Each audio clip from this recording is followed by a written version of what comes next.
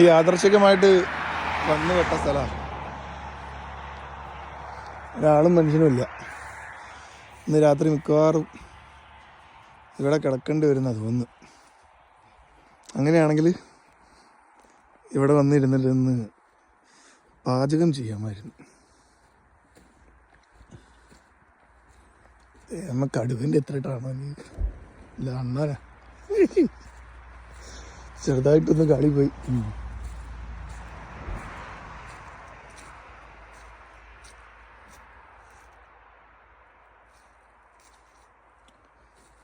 അങ്ങനെയാണെങ്കിൽ ഒന്ന് ഇവിടെ നിന്ന് കുക്ക് ചെയ്തിട്ട് കുറച്ച് ഭക്ഷണങ്ങൾ ഉണ്ടാക്കിയിട്ട് വരുന്ന കാര്യം.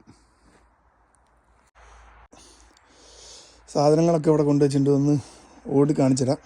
ഇത് നമ്മളെ വേസ്റ്റ് കംപ്ലീറ്റ് ഇടുന്ന വേസ്റ്റ് ട്രേ ആണ്. കവറ് ചുറ്റി വെച്ചൊക്കെ ബക്കറ്റിന് പോലെ.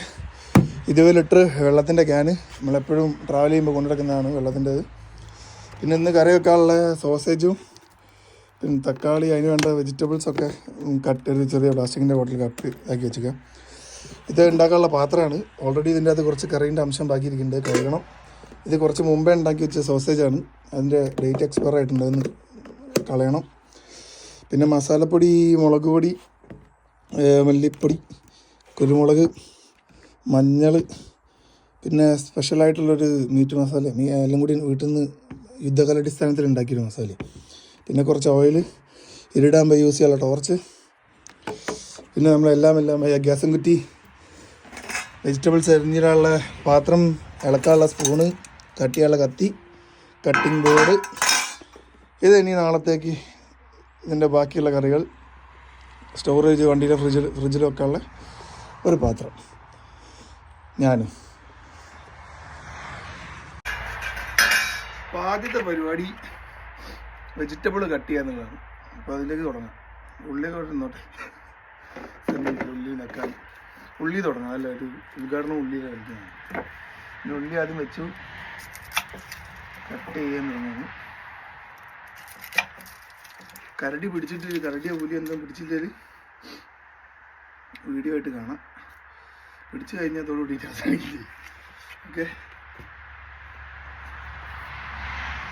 ഒരു തുള്ളി പോലും വേസ്റ്റ് ഇവിടെ ഇടാതിരിക്കുന്നതാണ് ഏറ്റവും നല്ലത്. അപ്പോൾ അതുകൊണ്ട് സാധനം ആദ്യം എടുത്ത് വെക്കണം. വേസ്റ്റ് ഇട്ട് കഴിഞ്ഞാൽ പണി പോലും വെള്ളത്തിൽ കിട്ടും. വെതർ ഇപ്പോൾ 8 ഡിഗ്രിയാണ്. അത്യാവശ്യം നല്ല തണുപ്പുണ്ട്.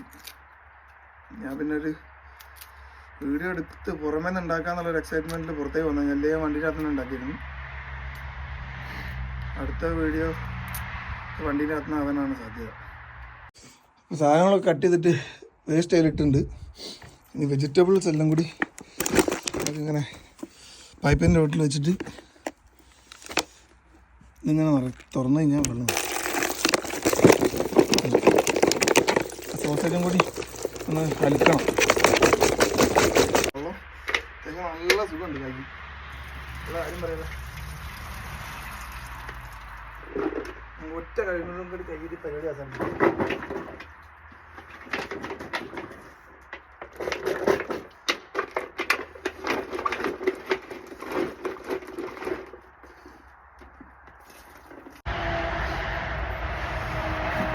ഐശ്വര്യമായിട്ടപ്പോൾ ഉള്ളി തുടങ്ങും.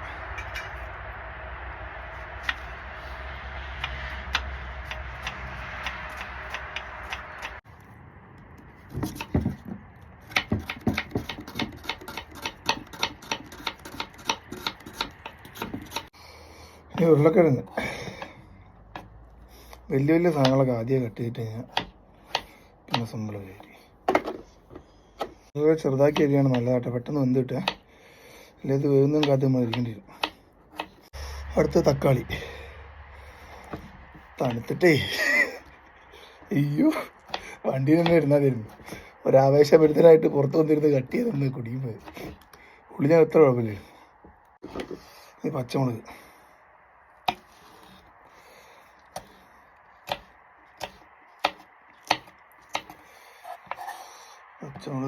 പറ്റുന്നില്ല. പച്ചമുളകിനൊക്കെ എന്താ വില എന്നറിയാം. നാട്ടിൽ 1400 രൂപയാണ് ഒരു കിലോ പച്ചമുളകിന്. ഇവിടെ വല്ല മുളകിൻ്റെയും കൃഷി തുടങ്ങിയാലോ എന്നിങ്ങനെ വിചാരിക്കുകയായി.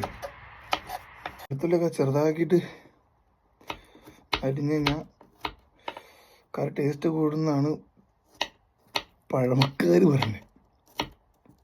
ആൾക്കാരല്ല, പ്രൊഫഷണൽ ഷെഫുകളൊക്കെ അങ്ങനെയാണ്. വെളുത്തുള്ളി കഴിഞ്ഞ് ഇനി ഇഞ്ചിമേ കയറാം.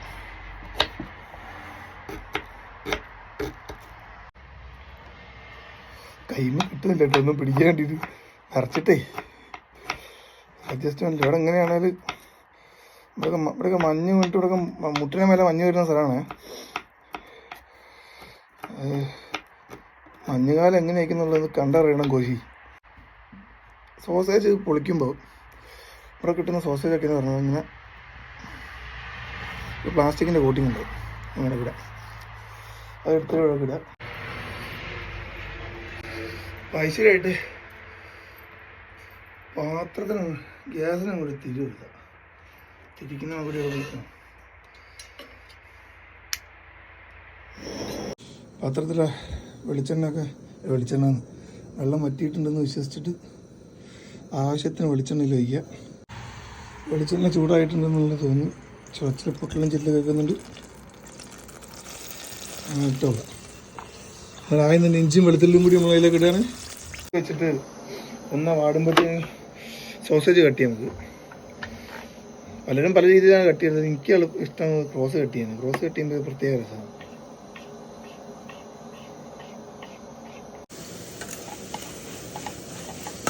അപ്പോഴത്തേക്കും ഇതാണുള്ള മസാലേൻ്റെ സെറ്റ് ഉണ്ടാകും. ആദ്യം മഞ്ഞൾപ്പൊടി നമുക്കൊരു ഒരല്പം മതിയാവും. അത് പാത്രത്തിൽ ഇട്ടുക. അതിൻ്റെ ശേഷം വേണ്ടത് എന്താ, മുളക് പൊടി ഒരു 3 സ്പൂണ് മുളക് പൊടി,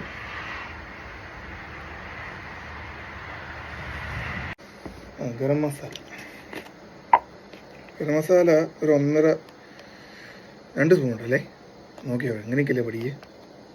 2 സ്പൂൺ കിടക്കട്ടെ. വേറെ എന്തെങ്കിലും കണ്ടൊരു മസാലേൻ്റെ പൊടിയാണ്. എന്നാലൊരു 3/4 സ്പൂൺ ഇട്ടുണ്ട്. എന്താണെന്നറിയില്ല, നല്ല മണമൊക്കെ ഉണ്ട്. നമ്മളെ ആൻറ്റീൻ്റെ കൂട്ടാണ്, മീനാച്ചിൻ്റെ. പിന്നെന്തായിരുന്നു സാധനം പറഞ്ഞാൽ ഇനി അത് തന്നെയാണ് ഗരം മസാല. സോറി, നേരത്തെ കുരുമുളകിൻ്റെ പൊടിയായിട്ട് മാറിപ്പോയി. കിടക്കട്ടെ. ഗരം മസാല അങ്ങനെയാണെങ്കിൽ 2 സ്പൂൺ മതി. എല്ലാം കൂടി ഇപ്പോൾ പണി വളർന്ന വശമാണ് കാണുന്നു. അതിനും നോക്കും, എന്താവും നോക്കാം. മസാല വെളിച്ചത്തിൽ നമ്മളെപ്പോഴും വാങ്ങി വെച്ച് ടോർച്ച് വാങ്ങി വെച്ചിട്ടുണ്ട്. ടോർച്ച് ഓണാക്കി വെച്ചിട്ടുണ്ട്. എൻ്റെ ആവശ്യം വരുന്ന വെച്ച് വാങ്ങി നന്നായി കൊണ്ട് ഇപ്പോൾ കത്തിക്കുക. അപ്പോൾ നമ്മൾ നേരത്തെ എടുത്തു വെച്ച മസാലപ്പൊടികളെ കൂട്ടെല്ലാം കൂടി പിന്നെ അതിങ്ങനെ വരിക. എല്ലാ ഐറ്റം സാധനങ്ങളുണ്ട്. ഘട്ടമായിട്ട് ചെയ്യണം. മസാല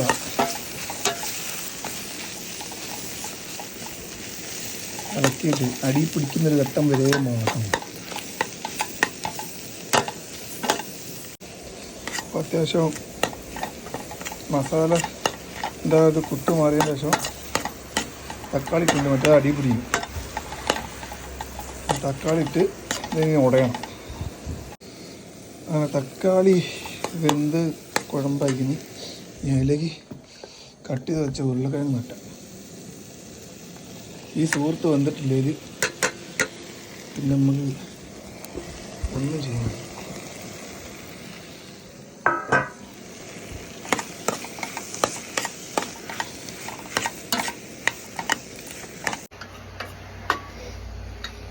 കുടിവെള്ളം ഒരല്പം അതിലേക്ക് വയ്ക്കുക. ഒരല്പം കൂടി വയ്ക്കുക. കാരണം എനിക്ക് കറി ഭയങ്കരമായിട്ട് വേണം. ചാറേ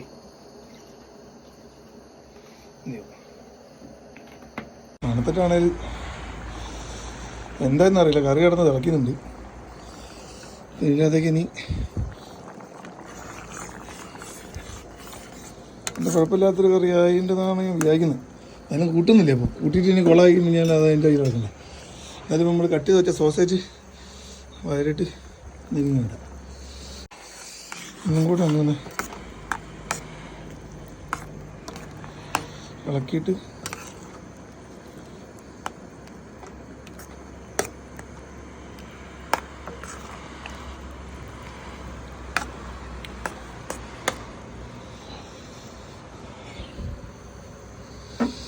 മൂടി വെച്ചേക്കാം.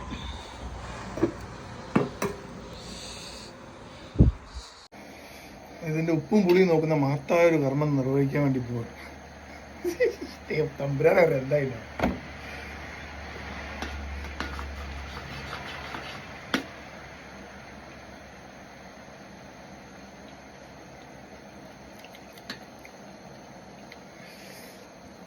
ഇട്ട മസാലകളിൽ ഏതോ ഒരു മസാല കൂടി പോയിട്ടുണ്ട് സുഹൃത്തുക്കളെ.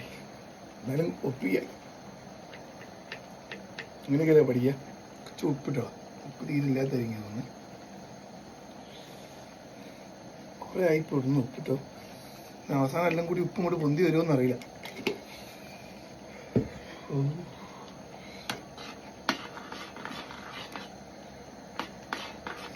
ഒന്നും കൂടി കുറച്ച് നേരം മൂടി വെച്ച് തിളപ്പിച്ചേക്കാം.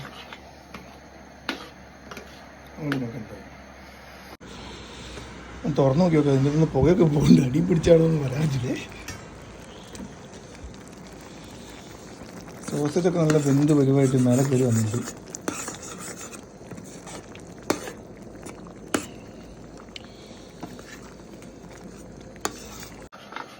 വീണ്ടും ഒന്ന് ഉപ്പ് വയ്ക്കുക. എന്ത് പറഞ്ഞാലും ഉപ്പ് പോയാൽ പിന്നെ ഒന്നും കൊണ്ടില്ല, അവസ്ഥയായി പോകും.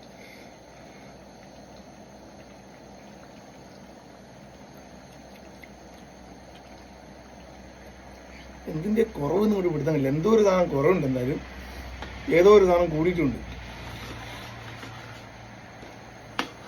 എരിവുണ്ട് എന്തായാലും. കുരുമുളക് പൊടിയാണല്ലോ നേരത്തെ അധികമായിട്ട് ഇട്ട് പോയി. നല്ലതാണ്, വയറിന് നല്ലതായിരിക്കും. സാധനങ്ങളൊരു ട്രിപ്പ് കൊണ്ടുവച്ചിട്ടുണ്ട്. ഇനി ബാക്കിയുള്ള സാധനങ്ങളോട് ഇവിടുന്ന് പെട്ടെന്ന് തന്നെ എടുത്ത് മാറണം. കൂടുതൽ ഇടായിട്ട് വരികയാണ് പുറംഭാഗം. നല്ലതും വരുമെന്നുള്ളത് പറയാൻ പറ്റില്ല. ഓരോ തന്നെ ഈ മഴ ചെറുതായിട്ട് ഇങ്ങനെ ഉറ്റി തുടങ്ങിയുണ്ട്. ഫുള്ള് നനഞ്ഞ് പിടിക്കാൻ അതുകൊണ്ട് എന്തോ പെയ്യുന്നുണ്ട്. കാര്യമായിട്ട് പെയ്യാനുള്ള പരിപാടിയാണ്. അവിടെ ചാറുന്നുണ്ട്. കഴുകിയിട്ട് പെട്ടെന്ന് തന്നെ സാധനങ്ങൾ കയറിയിട്ട് അപ്പോഴത്തേനും കറി ഒന്നും കൂടി ഇരുന്നിട്ട് തിളക്കട്ടെ. ഒരു സന്തോഷം കൊണ്ട് കിട്ടില്ല. ഉപ്പൊരു കുട്ടി കുടിക്കുന്നോ എന്നൊരു സംശയമുണ്ട്. ഇട്ടിട്ടിട്ട് ഇടയ്ക്കിടയ്ക്ക് നോക്കിയിട്ടേ തണുപ്പായിട്ട് എന്തൊരു ഇത് കിട്ടുന്നത്. ഇത്രയേ ഉള്ളൂ കാര്യം. ഞാനിത് വണ്ടിയിലേക്ക് വെക്കുന്നു, സാധനങ്ങളൊക്കെ പൂട്ടുന്നു, ഭക്ഷണം കഴിക്കുന്നു. ഓക്കെ.